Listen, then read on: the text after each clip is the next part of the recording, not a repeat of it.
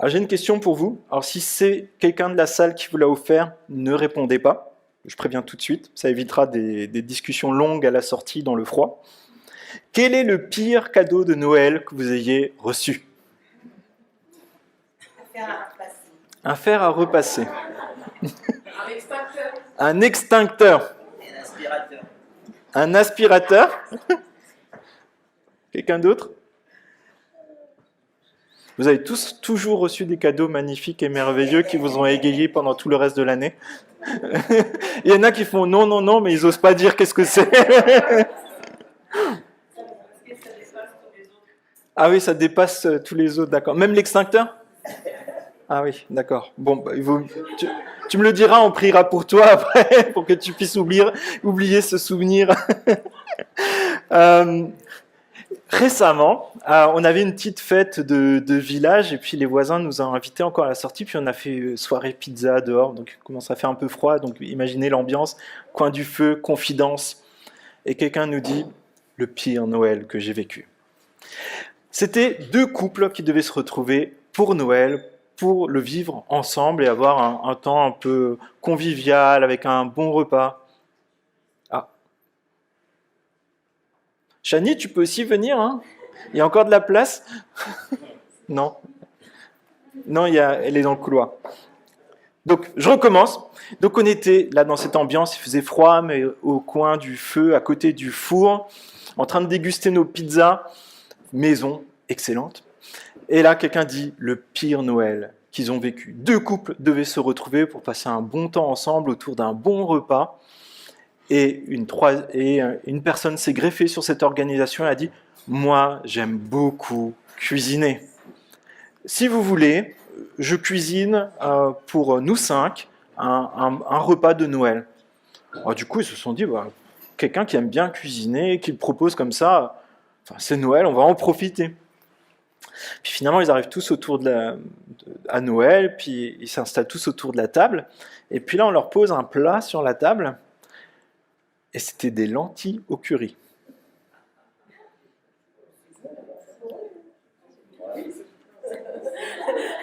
Alors il y en a qui disent c'est bon, d'autres font ouais, pourquoi pas, d'autres font comme ça. Des lentilles.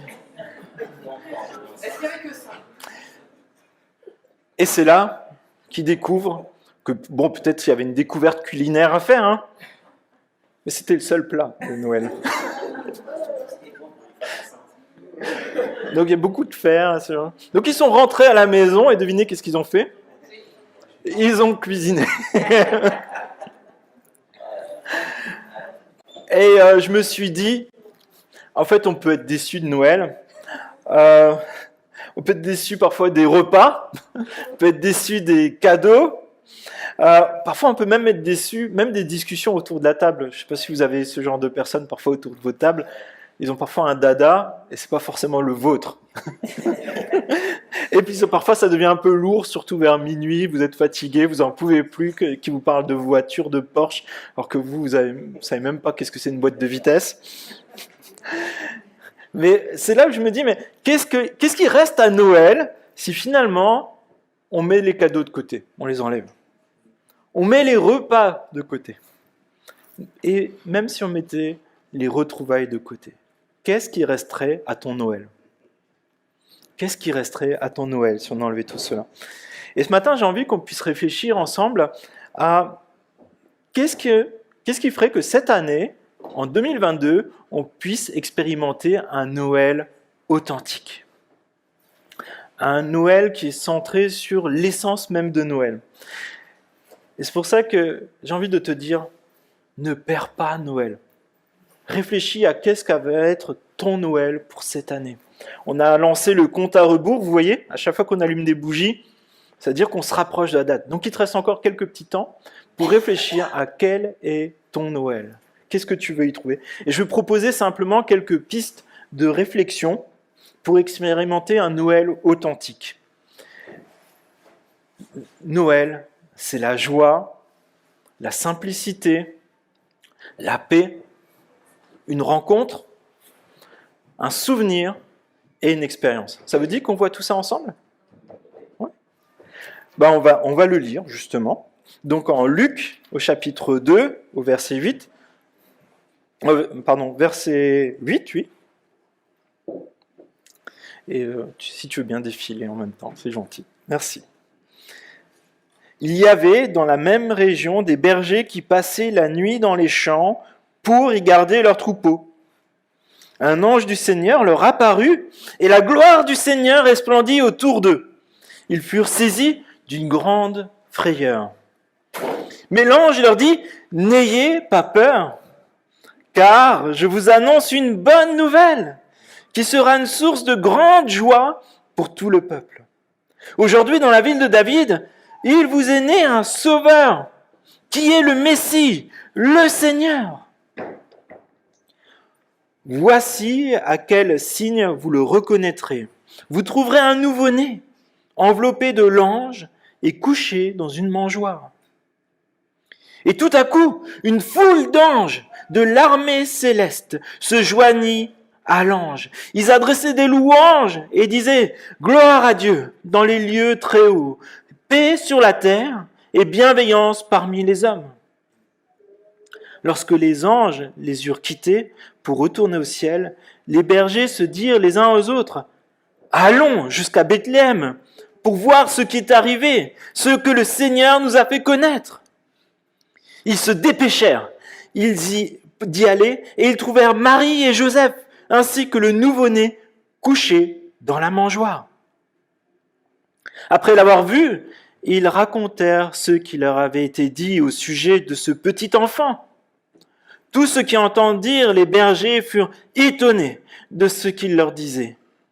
Marie gardait le souvenir de tout cela et le méditait dans son cœur.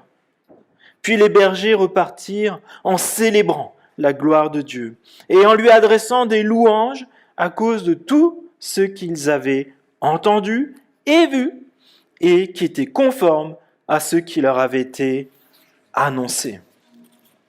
Et je vous propose qu'on puisse prier ensemble. Oui, Père, je te remercie pour ce récit qui nous explique comment tu est venu dans ce monde par la personne de Jésus pour nous rencontrer. Et je te prie, s'il te plaît, que chacun d'entre nous, nous puissions prendre une part de ce message pour que ça nous suscite de la joie, de la paix, peut-être pour certains une rencontre. Et on te prie, s'il te plaît, que vraiment ton esprit agisse au milieu de nous et que nous puissions chacun prendre la bonne part que tu as réservée pour nous. Je te prie ainsi, dans le nom de Jésus. Amen. La joie. La joie de Noël. Imaginez, vous êtes un berger. Vous avez la chance d'être un berger dans une nuit froide et peut-être un peu brumeuse, au milieu des champs avec des moutons qui sont là autour de vous. Et là, en pleine nuit, alors que vous attendez à rien, se produit un événement grandiose. Verset 9, un ange du Seigneur leur apparut et la gloire du Seigneur resplendit autour d'eux. Ils furent saisis d'une grande frayeur. Et avant de parler de la joie, je voudrais peut-être juste parler de la peur. C'est surprenant, hein, n'est-ce pas? Et je me dis que peut-être nous aussi, parfois, on a peur. Peur de ce qu'on ne connaît pas, peur peut-être de ce qui nous dépasse, peur peut-être de ce qu'on n'attendait pas. Peut-être pour nous, c'est un peu pareil. C'est ce matin, peut-être pas avoir une peur parce que Dieu nous interpelle dans un domaine de notre vie. Peut-être peur parce que Dieu se révèle à nous. Et nous pouvons avoir ce sentiment de peur. Peut-être la peur de ne pas être assez bien pour Dieu. La peur de peut-être pas être à notre place. Peut-être, on se dit aussi que c'est pas pour nous, c'est pour la personne qui est derrière nous. C'est un peu comme quand quelqu'un nous interpelle dans une foule et fait « Toi là-bas !» Et là, il y a tout le monde qui se retourne jusqu'au dernier rang. Et puis on voit qu'il n'y a plus personne, il n'y a que le mur derrière. Mais Dieu, il te parle à toi. Et tu peux te sentir concerné si tu es dans cette pièce-là, peu importe les circonstances, que tu sois croyant ou pas croyant. Je pense que Dieu veut te parler ce matin. Et il te dit, mais n'ayez pas peur, car je vous annonce une bonne nouvelle qui sera source d'une grande joie. C'est ça que Dieu désire pour nous, une grande joie. pour tout le peuple, pas seulement pour toi, mais même pour les personnes que tu côtoies. Aujourd'hui, dans la ville de David, il vous est né un sauveur, qui est le Messie, la personne qu'on attend depuis longtemps. Le Seigneur, c'est aussi celui qui est le chef, qui est le roi. C'est pour ça, n'aie pas peur, parce que Dieu a quelque chose de bon pour toi. Il a une grande joie, il a la vie, c'est lui qui veut te sauver. N'aie pas peur, parce qu'il y a une bonne nouvelle, une grande joie qui est pour tous les hommes, y compris toi. Et aujourd'hui, Jésus vient à notre rencontre, à chacun, parce qu'il est notre sauveur. Il est ton sauveur, même si peut-être tu ne l'as pas encore réalisé. Parfois, on a un désir dans notre cœur, mais on ne sait pas qui pourra y répondre. Peut-être ça fait des années que tu attends quelque chose qui se passerait dans ta vie, peut-être une rencontre. Peut-être tu es célibataire, tu t'attends peut-être à rencontrer ton conjoint. Peut-être tu t'attends à rencontrer le job de tes rêves. Tu t'attends peut-être à rencontrer la maison de tes rêves. C'est chouette, c'est des beaux projets. Mais je crois que la rencontre la plus importante qui va structurer toutes les autres, c'est cette rencontre avec ton Sauveur. Celui qui va te sauver de tes peurs, celui qui va te sauver de ta culpabilité, celui qui va te sauver de ce désir d'avoir des choses que tu n'as pas forcément toujours besoin, mais aussi celui qui va te sauver de la colère de Dieu, celui qui va te réconcilier avec Dieu. C'est le moteur de toute notre vie quand on le réalise, et tout le reste va prendre vraiment son sens, et ça va être une joie qui va tout le temps être décuplée, parce qu'on saura que tout ce qu'on reçoit, ça vient de Dieu. Alors ce matin, j'ai envie de te dire, la joie de Noël, c'est aussi se faire surprendre. Peut-être tu es surpris ce matin, mais laisse-toi surprendre. Dieu veut t'emmener quelque part, il veut te dire quelque chose, il veut te rappeler qu'est-ce qui est vraiment essentiel. Qu'est-ce qui reste une fois qu'on a tout enlevé, sinon Dieu. Et justement, il est question de simplicité, la simplicité de Noël. Imaginez un peu, vous êtes ce berger, avec vos sandales dans le froid, vous venez de voir un ange étincelant de lumière, vous voyez une armée d'anges, et vous voyez la beauté, la gloire de Dieu qui se révèle à vous. Vous comprenez que tout ce que vous avez vécu pour l'instant, c'est pas grand-chose, mais qu'il y a quelque chose de grand qui est devant vous, quelque chose de grand qui vous appelle, quelque chose de beau. Peut-être vous étiez dans les crottes de moutons, mais là il y a quelque chose de glorieux qui est devant vous. Ces anges, je vous annonce que vous allez rencontrer quelqu'un de grand et de beau, quelqu'un qui peut bouleverser toute votre vie, vous donner une grande joie, qui peut vous enlever vos peurs, et quelqu'un qui, même si vous êtes encore avec vos moutons et vos crottes de moutons, vous pouvez avoir le cœur réchauffé parce que vous savez que vous allez rencontrer quelqu'un de grand. Quelqu'un qui ne va pas vous abandonner, quelqu'un qui sera avec vous pour l'éternité.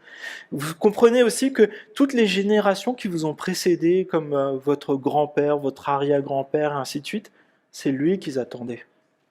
Et vous avez l'opportunité, là maintenant, de le rencontrer. Et cette personne, c'est Dieu lui-même qui vient à votre rencontre. Verset 12, vous le reconnaîtrez en plus. Vous saurez que c'est vraiment votre Dieu. Vous trouverez quelqu'un qui est glorieux, qui illuminera tout le paysage aux alentours, qui sera baraqué, costaud. Ah non, verset 12, c'est pas ça. C'est, vous le reconnaîtrez, vous trouverez un nouveau-né, enveloppé dans des langes et couché dans une mangeoire. Wow. Vous trouverez un nouveau-né, un nourrisson, imaginez un bébé de quelques heures, hein. C'est tout mignon, c'est tout petit, on ne sait même pas vraiment comment les habiller. Et vous le trouvez dans une étable, dans une mangeoire, dans de la paille. Wow. C'est le choc.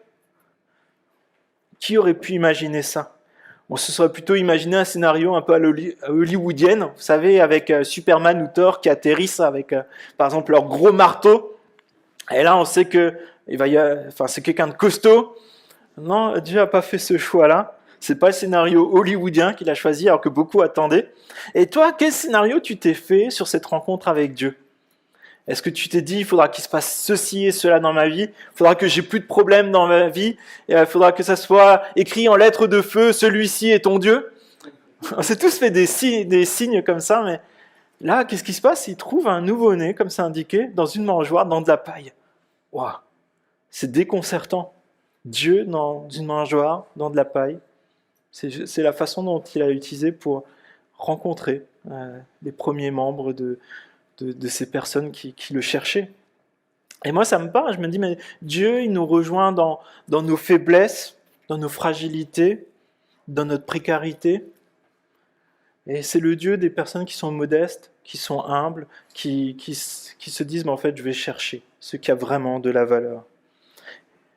Et pourtant, alors que c'est un nouveau-né, il n'a rien pour attirer le regard, il a dit, vous le reconnaîtrez. Et je crois que pour nous aussi, Dieu, lorsqu'il se présente à nous, on le reconnaîtra. On peut parfois avoir des appréhensions, mais on le reconnaîtra, on saura que c'est lui.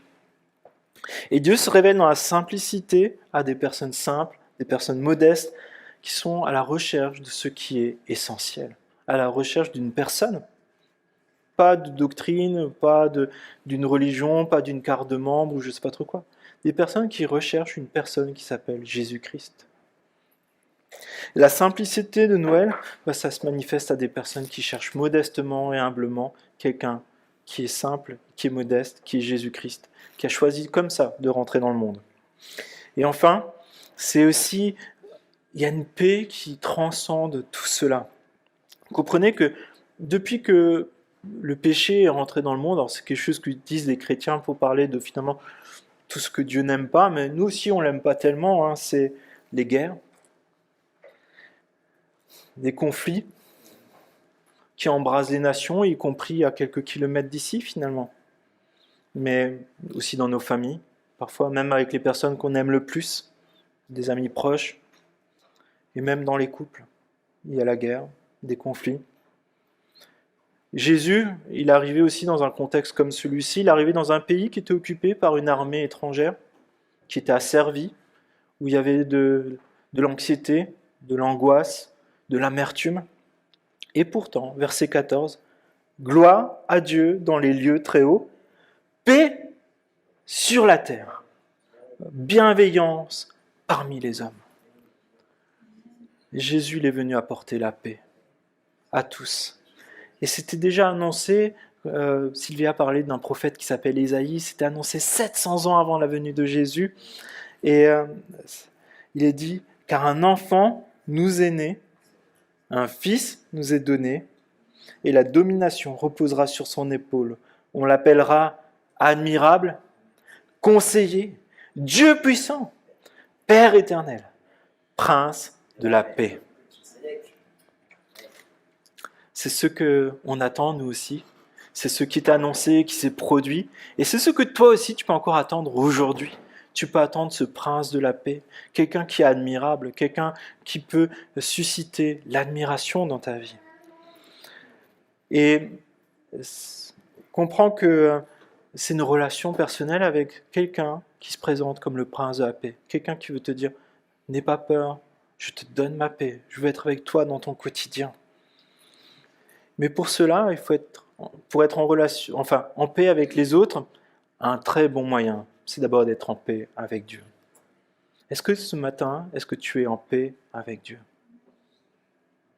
Est-ce que si ce soir, Dieu t'appelait, est-ce qu'il pourrait dire, je suis en paix avec toi et tu es en paix avec moi? Est-ce que tu as déjà fait ce choix de dire, mais finalement, ce qui me détourne de Dieu, je veux le laisser là où c'est, parce que je veux être en paix avec Dieu, je veux me confier en Jésus qui se présente comme ce sauveur, la personne qui vient à ma rencontre pour me présenter Dieu. La paix de Noël, elle peut prendre toute sa place, même dans des circonstances qui peuvent être compliquées encore. Ça ne sera peut-être pas réglé à ton travail, ça ne sera peut-être pas réglé avec ton conjoint, ça ne sera peut-être pas réglé dans ta famille. Mais si tu as la paix avec Dieu, tu auras cette paix qui est surnaturelle, qui est supérieure aux circonstances. Et tu pourras t'attendre à ce que Dieu agisse aussi dans ces domaines-là. C'est pas magique, mais on peut s'attendre à Dieu. Dieu fait des miracles encore aujourd'hui dans les relations, dans les cœurs brisés. La paix de Noël, c'est quelque chose qu'on peut s'attendre, quelque chose à laquelle aussi on peut adhérer en la demandant à Dieu. Mais c'est aussi une rencontre. Les bergers qui disent ça, allons jusqu'à Bethléem pour voir ce qui est arrivé, ce que le Seigneur nous a fait connaître. Ils se dépêchèrent d'y aller. Ils trouvèrent Marie et Joseph ainsi que le nouveau-né couché dans la mangeoire. Peut-être comme les bergers, tu t'attendais pas dans une matinée glaciale à faire une rencontre avec le prince de la paix, avec Dieu lui-même qui vient à ta rencontre. Peut-être tu as des doutes, mais j'ai envie de te donner quelques encouragements. Premièrement, tout ce qui est décrit là, ça s'est vraiment produit un jour, pendant une nuit, au moment où la Bible nous dit dans les quelques versets qui se trouvent au-dessus, c'est au moment d'un recensement sous le règne d'Auguste, l'empereur romain, alors que Quirinius était gouverneur de Syrie et Hérode était un des gouverneurs de la Judée. C'est une histoire réelle qui est ancrée dans le temps, dans l'histoire, avec des personnages qu'on peut identifier. Mais aussi dans un lieu, dans une ville qui s'appelle Bethléem, dans le monde réel. Dieu vient dans le temps et dans l'espace pour aller à notre rencontre. Pourquoi ? Parce que c'est le Sauveur. C'est lui qui est venu nous enlever notre culpabilité, ces obstacles qui sont entre nous et Dieu. C'est le Christ, c'est-à-dire celui qui a attendu, le Messie, celui qui nous donne de l'espérance pour l'éternité. Mais c'est aussi le Seigneur, c'est lui qui peut vaincre nos ennemis, vaincre ceux qui nous séparent de Dieu, vaincre ceux qui nous tirent vers le bas, qui nous amènent à expérimenter des choses qui ne sont pas bonnes pour nous. Mais c'est aussi lui qui va satisfaire notre désir de rencontrer Dieu et de lui plaire. Et pourquoi est-ce qu'il vient ? Pour rencontrer des bergers, des personnes qui sont comme vous et moi, personnes simples, des personnes qui sont pécheurs, des personnes qui ne font pas la volonté de Dieu. Pourquoi ? Pour leur apporter la paix, pour leur apporter la réconciliation, pour se présenter à eux, pour leur partager cet amour qu'on a chanté, qui est extravagant. Et j'ai envie de te dire à toi qui peut-être n'a pas encore fait cette démarche-là, ou peut-être qu'il n'a pas fait depuis longtemps, qu'est-ce que tu risques à faire comme les bergers ? D'aller vérifier si ce qui t'est dit, c'est vrai ou pas. Qu'est-ce que tu risques ? Tu ne trouves pas, à la limite, tu auras perdu un peu de temps. Mais si c'est vraiment vrai, ce qui est écrit dans la Bible et ce qu'on est en train de voir ensemble, et que tu n'y vas pas, je pense que tu le regretteras toute ta vie et toute l'éternité. Ce serait dommage quand même. Je t'encourage vraiment à faire comme ces bergers, d'aller voir si ce qui a été dit, c'est ce qui est vrai. Et pour ça, tu peux simplement prendre une Bible, la lire, découvrir avec simplicité ce Dieu qui vient à ta rencontre, parce que Noël, c'est avant tout la rencontre avec la personne de Jésus-Christ. Mais c'est aussi le souvenir. Marie gardait le souvenir de cela, elle méditait dans son cœur. Je ne sais pas si ça vous est déjà arrivé de demander par exemple à vos grands-parents qu'est-ce qu'ils retiennent de leur Noël. Qu'est-ce qu'ils vous disent ? Les chansons ? J'en ai réveillé 2, 3. Donc j'étais en train de poser la question, quand vous demandez à vos grands-parents ou à vos aînés qu'est-ce qu'ils se souviennent de leur Noël quand ils étaient enfants ou jeunes, ils se souviennent de quoi ? La famille, les réunions en famille. La famille, les réunions en famille ? La crèche ? Localement, c'était le partage, c'était exceptionnel. On sentit, c'est une tradition. Ça se perd aujourd'hui, quand on rencontre sur le CPM. Moi, mes parents, même mes grands-parents, disaient bon, c'était pas toujours extravagant, par exemple les repas, mais on se retrouvait ensemble. Et les enfants, au dessert, il y avait souvent un bon petit gâteau maison quand même, mais ils avaient une mandarine ou une orange, et c'est ce qui restait, c'est ce que j'ai entendu à chaque fois, moi. C'était quelque chose de simple, quelque chose comme les retrouvailles, comme une mandarine, quelque chose où on se retrouvait ensemble autour des chants de Noël, autour de l'histoire de Noël. Et j'ai envie de te poser la question, mais avec ce qu'on vient d'entendre là, quelle signification pourrait prendre Noël pour toi ? Quelle signification de Noël pourrait prendre dans ta vie, dans ta famille ? Peut-être tu es chrétien depuis longtemps, mais là j'ai envie de te dire, Marie, elle se souvient. Elle médite cela, et elle avait besoin de cela pour ce qui allait suivre. Elle connaît des temps difficiles assez rapidement, des temps de doute, mais aussi quelques jours ou semaines qui suivent, ils sont obligés de partir en exil, fuir leur pays, parce que quelqu'un voulait tuer Jésus.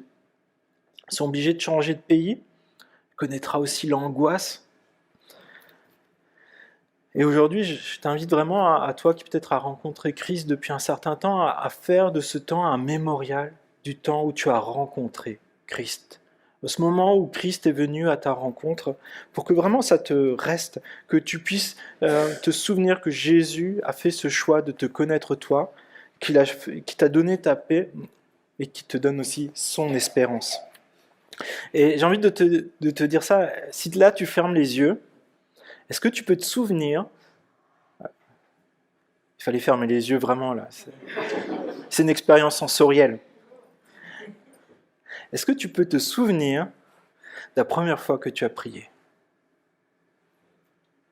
La première fois que tu as senti la présence de Dieu dans ta vie, où tu t'es dit « Ah ouais, c'est vrai, je sens que Dieu est là, que ceux qui disent c'est la vérité. » Est-ce que tu te souviens du premier moment où tu as compris que Dieu, maintenant, il ne te lâchera plus jamais? Plus jamais. Jusqu'à l'éternité, il sera avec toi. Que l'Esprit de Dieu lui-même est en toi. Que tu ne pourras jamais perdre cet amour. Que tu ne pourras jamais perdre le fait d'être enfant de Dieu. Est-ce que tu te souviens de tout cela? C'est ça le mémorial de Noël. C'est quand on a rencontré Dieu. Et ce matin, alors qu'on a le compte à rebours qui est allumé, j'ai envie de te dire, mais est-ce que peut-être tu as une flamme? Est-ce que tu veux rallumer la flamme? Est-ce que tu veux rallumer... Oui, il y a une couronne de l'Avent pour ceux qui ne voient pas au fond. Est-ce que tu as envie de rallumer la flamme de ce premier amour? Le mémorial de la rencontre avec Jésus. Et rester dans cette attente de tout ce qu'il va encore te donner et de son retour. Et de vivre à chaque instant avec cette passion. Noël, c'est aussi raviver cette espérance. C'est aussi une expérience, justement, Noël, verset 20. « Puis les bergers repartirent en célébrant la gloire de Dieu et en lui adressant des louanges à cause de tout ce qu'ils avaient entendu et vu et qui était conforme à ce qui avait été annoncé. » On a vu que l'expérience de Noël, c'est la joie, c'est la simplicité, c'est la paix, c'est la rencontre, c'est un souvenir, un mémorial, et c'est aussi une expérience, et cette expérience auquel on a participé aussi ce matin ensemble, c'est l'adoration. Noël, c'est aussi adorer Dieu. Parce que Dieu, il a annoncé depuis des centaines d'années ce qui allait se produire, par exemple dans les lectures qu'on a fait dans le livre d'Ésaïe, de ce qui allait se produire et s'accomplir. Et Jésus accomplit des dizaines de prophéties pour attester que c'est lui que Dieu envoie à notre rencontre et qu'il envoie à ta rencontre pour te délivrer. On l'a chanté. Délivrer du péché, délivrer de notre dette, délivrer de nos angoisses, de nos peurs, délivrer de ce qui nous éloigne de Dieu et de sa volonté. Et c'est là où je nous invite à lire la Bible et à connaître aussi l'Ancien Testament. Le fait de connaître l'Ancien Testament, ça nous éclaire sur qui est Jésus et de combien c'est glorieux de voir que ce qui est annoncé, cela s'est produit. C'est-à-dire que tout ce que Jésus a encore annoncé, cela va aussi se produire. Et ça va nous amener à quotidiennement vivre dans les promesses de Dieu. Mettre le focus sur Jésus et sa volonté et pas dans ceux qui nous éloignent de lui. Comprenez combien on a besoin de savoir ce que Jésus fait et continue de faire et comment il veut qu'on s'inscrive dans cette lignée avec lui. Et c'est pour ça, peut-être tu n'as pas encore fait cette expérience-là, mais peut-être c'est l'occasion de justement y réfléchir. Qu'est-ce qui te reste si on enlève, qu'est-ce qui te reste de Noël si on enlève les cadeaux, les repas, les retrouvailles? Qu'est-ce qui reste? Quel est le Noël authentique auquel tu aspires vraiment? Celui qui est au fond de ton cœur, celui que tu sais qu'il y a une vraie attente. Je pense qu'il y a de la simplicité dans cette joie, dans la paix, l'espérance qu'on a annoncée aujourd'hui au travers des chants, au travers de cette lecture. Et j'ai envie de te dire, mais peut-être pour vivre cela, il te suffirait simplement peut-être de d'ouvrir la Bible, peut-être lire quotidiennement un passage sur la naissance de Jésus, peut-être lire un évangile à l'approche de Noël, pour voir ce que Jésus il a accompli, ce qu'il a fait pour toi et pour moi, ce qu'il désire pour nous. Peut-être c'est de discuter avec un ami chrétien pour lui poser des questions, peut-être sur quelle est ta rencontre avec Christ. Pas comment moi j'étais un super-héros, mais comment Christ a été mon super-héros. Puis peut-être de prier, se mettre à genoux et demander à Dieu de nous donner, de vraiment vivre cette joie, cette paix, cette espérance ensemble. Et voilà, c'est tellement bon de savoir qu'on a rencontré le prince de la paix. Et je nous encourage vraiment, avec ce compte à rebours qui est enclenché là, réfléchis à comment ne pas perdre Noël. Comment est-ce que tu peux vivre un Noël qui restera gravé dans l'histoire de ta famille? Et je vous invite à prier pendant ce temps que l'équipe se réinstalle. Oui, Père, c'est vrai que c'est tellement bon de savoir que tu es venu à notre rencontre et tu n'es pas venu comme un super-héros, mais tu es venu dans la simplicité. Parce que tu es venu toucher des personnes simples et modestes que nous sommes pour nous amener à te connaître toi qui es glorieux. Et c'est bon de voir que quand tu viens à notre rencontre, tu viens à notre rencontre dans tous les détails de nos vies, y compris dans les souffrances, peut-être dans le froid, peut-être dans les déceptions, peut-être parfois dans les temps aussi où c'est plus douloureux. Mais quel Dieu, sinon toi, ferait ça? Et on est vraiment reconnaissant parce que tu es ce prince de la paix, celui qui nous apporte ta paix, ta joie, et qui grave cela au plus profond de nos cœurs par la présence de ton esprit en nous. Et je veux particulièrement te prier pour ceux qui ont rencontré Christ depuis un certain temps, peut-être de nombreuses années. Je te prie, s'il te plaît, que tu saches nous donner cette capacité de ranimer la flamme, de revenir à l'essentiel et de ramener du bois frais à notre feu, pour que ça brûle, pour qu'on soit porté par toi, pour qu'on sache dans notre quotidien avoir vraiment cette passion de qui tu es, de t'adorer dans tout ce que nous faisons, que ce soit par des chants, que ce soit par notre méditation, que ce soit par notre témoignage, que ce soit par les actes pratiques que nous faisons aussi pour toi et les uns pour les autres, pour manifester ton amour. Mais Seigneur, je veux aussi te prier, alors que nos yeux sont fermés, peut-être pour des personnes qui n'ont pas encore fait cette rencontre avec toi et qui sont dans cette attente de quelque chose qu'ils ne connaissent pas, d'une rencontre d'une personne qu'ils ne savaient pas que c'était toi. Mais je te prie que là aussi, tu puisses te révéler à eux. Je te prie, s'il te plaît, que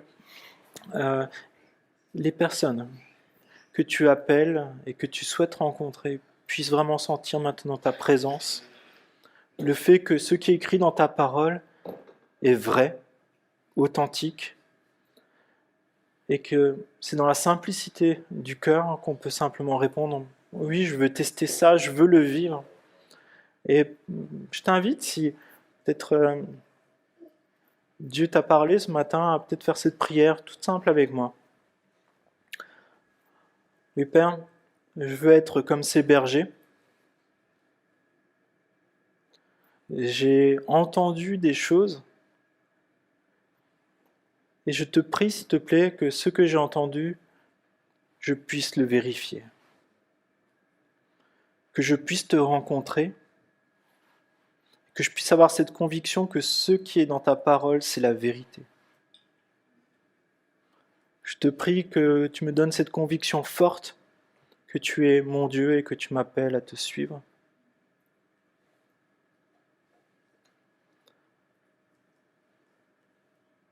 Je veux te découvrir tel que tu es réellement. Pas comment les hommes me l'ont raconté, mais comment toi tu te décris toi-même, au travers de ta parole, au travers de ta présence dans mon quotidien.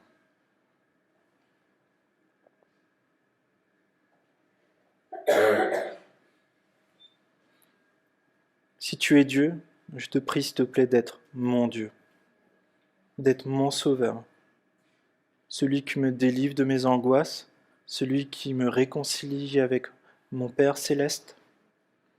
Et je te prie s'il te plaît aussi d'être celui qui me guide dans mon quotidien pour que je puisse t'obéir et faire ce qui est bon ce qui est juste, ce qui est droit, ce qui plaît à Dieu et ce qui est bon pour moi et ma famille.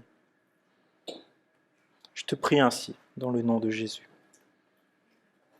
Amen.